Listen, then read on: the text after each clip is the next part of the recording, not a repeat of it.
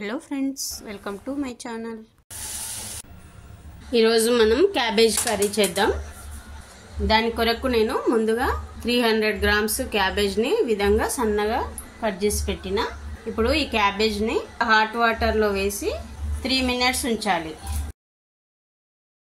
3 minutes తర్వాత వెంటనే ఈ వాటర్ని వంపేసేయాలి.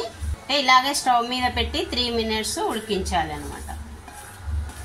ఇలా చేయడం వలన క్యాబేజ్కున్న ఈ పచ్చివాసన అనేది పోతుంది. చాలా మంది న్యూట్రియంట్స్ వెళ్ళిపోతాయి అనుకుంటారు ఇలా చేస్తే, కానీ ఎక్కువ టైం ఉంచొద్దు. 3 మినిట్స్ ఉంచితే సరిపోతుంది. 3 మినిట్స్ అయ్యింది మనం పెట్టి. ఇప్పుడు క్యాబేజ్లో ఉన్న వాటర్ని వడగడితే సరిపోతుంది. ఇలా హోల్స్ ఉన్న ఒక గిన్నెలో వేస్తే ఈ వాటర్ అంతా వెళ్ళిపోతాయి.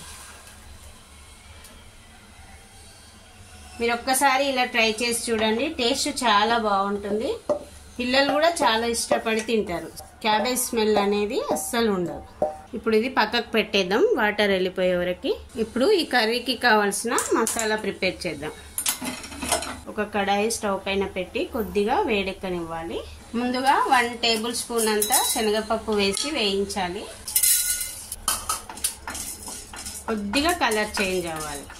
అంటే మనం 300 గ్రామ్స్ క్యాబేజ్ తీసుకున్నాము. ఆ క్యాబేజ్కి ఎంత క్వాంటిటీలో సరిపోతుందో మసాలా అంతే ప్రిపేర్ చేస్తున్నాము, ఎక్కువ చేయట్లేదు. అలాగే 2 టేబుల్ స్పూన్స్ ధనియాలు వేయాలి. ఇప్పుడు 1 టీ స్పూన్ జీలకర్ర వేయాలి.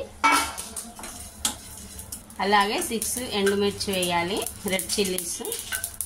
మీరు కొద్దిగా కారం ఎక్కువ కావాలనుకుంటే కాస్త ఒక 2-3 ఎక్కువ వేసుకోండి. ఇప్పుడు స్టవ్ ఆఫ్ చేసుకొని ఇదే వేడిలో ఎండుమిర్చి ఫ్రై అవుతాయి.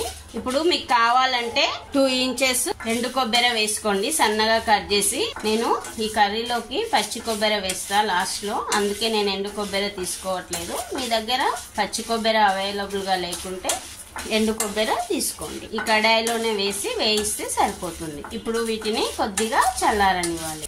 ఇప్పుడు ఇవి చల్లారనివి, వీటిని ఒక మిక్సీ జార్లోకి తీసుకోవాలి. అలాగే వీటితో పాటు 6 గార్లిక్ క్లోవ్స్ తీసుకోవాలి. ఇప్పుడు వీటిని మెత్తటి పౌడర్ లాగా మిక్సీ పట్టాలి.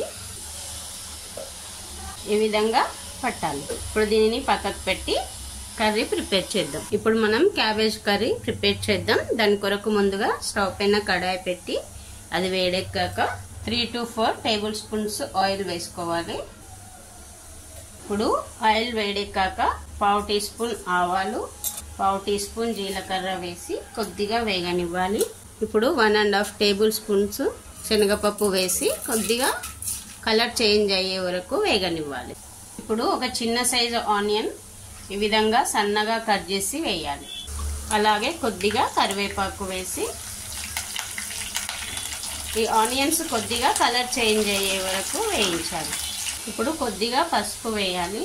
అలాగే 1 టీ స్పూన్ అల్లం వెల్లిగడ్డ పేస్ట్ వేయాలి. జింజర్ గార్లిక్ పేస్ట్, అల్లం వెల్లిగడ్డ పేస్ట్ కొద్దిగా పచ్చివాసన పోయే వరకు వేయించాలి. ఇప్పుడు ఒక చిన్న సైజు టమాటో తీసుకొని చిన్న చిన్న ముక్కలుగా చేసి వేయాలి. టమాటో ఆప్షనల్, మీ ఇష్టం ఉంటే వేయండి, లేకుంటే లేదు. ఇప్పుడు వీటిని 2 మినిట్స్ ఉడకనివ్వాలి.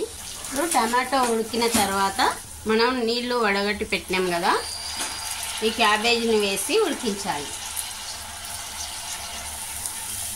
ఒకసారి బాగా కలిపి 8 to 10 మినిట్స్ ఉడకనివ్వాలి.